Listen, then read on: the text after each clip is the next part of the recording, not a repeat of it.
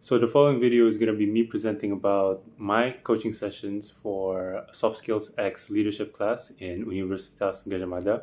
I hope you guys enjoy. Okay, so before I can tell you guys about what I learned during my mentoring sessions, first I have to explain to you guys why I chose Ajit Kuryawancha as my coach. So first, this is some general information about him, is that he is the general manager at the 101 Hotel at Bogor, which is a very, very well-renowned hotel as well as a very busy hotel in Bogor. So that's why I thought he was a good match for me, since I have an interest in the hospitality industry as well as the tourism industry. He also has over 16 years experience. He has experience in sales and marketing as well as the business promotion departments before becoming a general manager. And just note that he became a general manager at age 34, so he is also a young leader. This makes it very, very appealing for me to choose him because he really sort of idealizes what I want to be in the future as well, sort of. Apart from working at the 101 Bogor Hotel, he also worked in Hotel Arya Duta Semanggi, Shangri-La Hotel Jakarta, and also the Aston Hotel Sudirman, if you can see right there.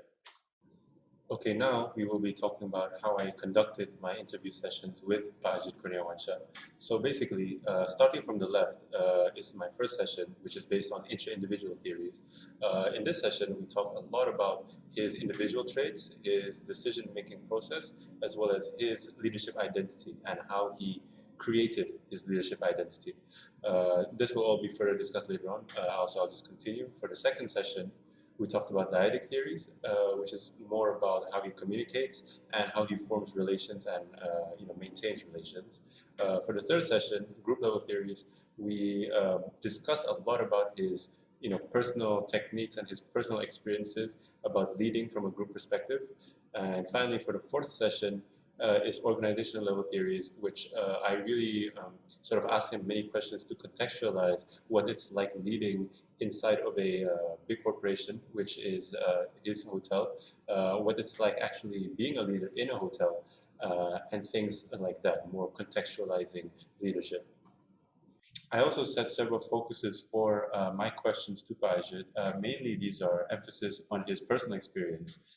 This is to avoid a lot of textbook explanations and things because I really wanted to take a deeper dive into his actual work experience and his actual, things that he can give me through his own learning instead of what I can learn from a book. So that's my first focus. And also, I wanted to learn more about the hotel industry. So I asked him a lot about the actual going ons and the actual day-to-day work life inside of a hotel. And also, I try to absorb as many tips and possible as possible through personalized questions with him. So at the end of every session, I always ask 2 or 3 questions about my own self-development, and that actually I found very, very useful. Okay, now we will actually look into what I learned from my coaching sessions. So I categorized what I learned into 2 different parts, which are his experiences and his leadership style.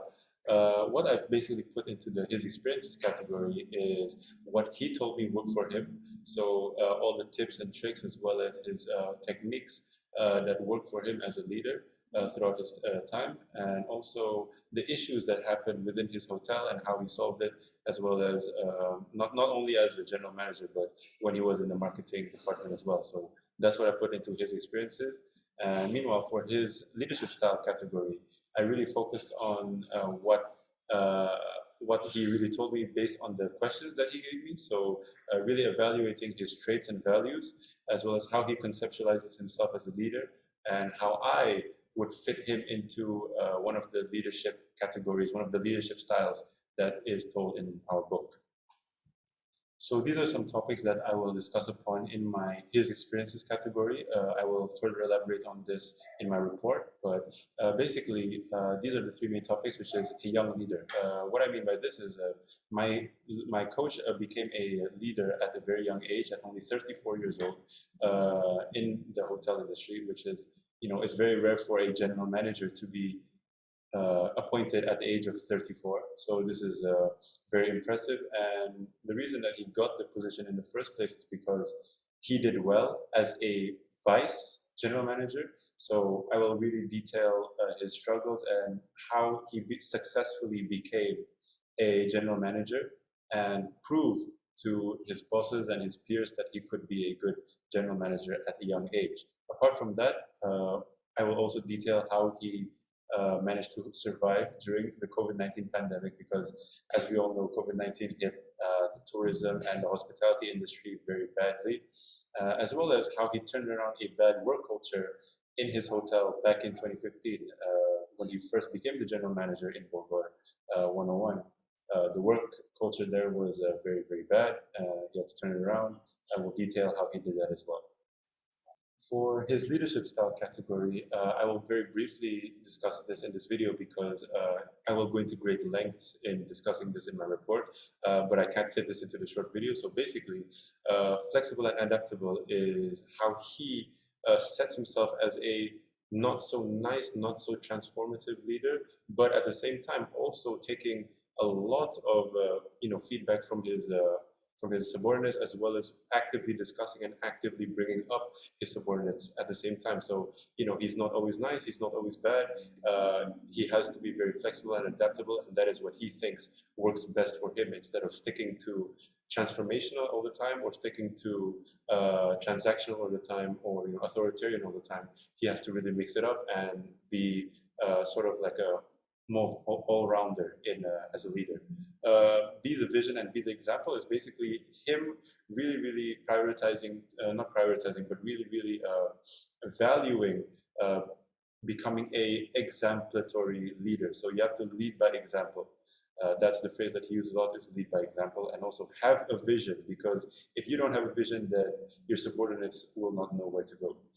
Finally, communication and innovation, or more appropriately, communication leads to innovation, is what he really taught me during the coaching sessions.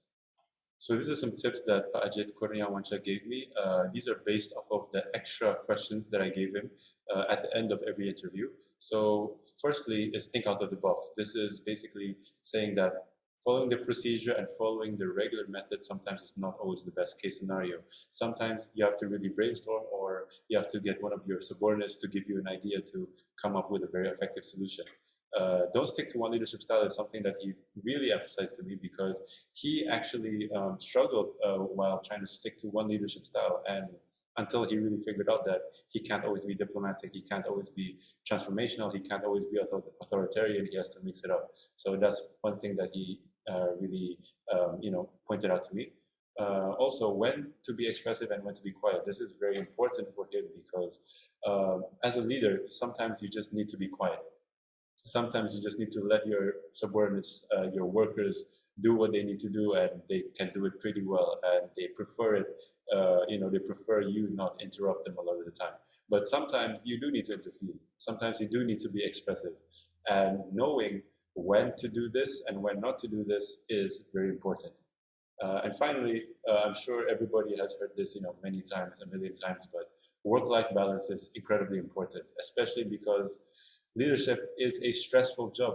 You have a lot of mental burden, so having a work-life balance will be very useful for any leader. Okay, so these are the key takeaways that I can take from my coaching sessions with Ajit Kurniawancha. So firstly, you can't always stick to the book. I've said this multiple times already. Sticking to the book sometimes is not the way. Try out different styles and find my own leadership identity. That is something very important that I learned. Sticking to one leadership style may not always be good. Two-way communication leads to good work culture, environment, and innovation. This is something that I learned from him based on his experience with trying to really cultivate, really manufacture a good work culture and environment, and also how he produces a lot of innovation within his Bogor 101 hotel. If you ever visit there, you can see it's a very beautiful hotel. I've been there once or twice maybe. It's very nice, and the way he really formed it is through a lot of communicating both ways with his subordinates and his superiors to really have a really great work environment. Be the example. This is also very important. Being the example is key into becoming a great leader that people look up to. And build your system and let it run. This is something that he told me that I found very interesting, because most of the time as a leader you're actually hands off. You're observing most of the time. and building a really good system, a good work environment where people know what to do all the time is key. Once you have that system up, you can be more of a counseling, a sort of even counseling or coach role in the organization instead of being so hands-on every single time, because being super hands-on every time is not always good as well. Being hands-on and an example is great, but intervening with your workers all the time is not great. So this final point is very, very important. Okay, that's it for my presentation. I hope you guys enjoyed. Sorry for the bad camera quality as well as bad audio quality during the slides, because my laptop is a little bit outdated, so I had to kind of deal with that. But nonetheless, thank you very much. Hope you guys enjoy your day.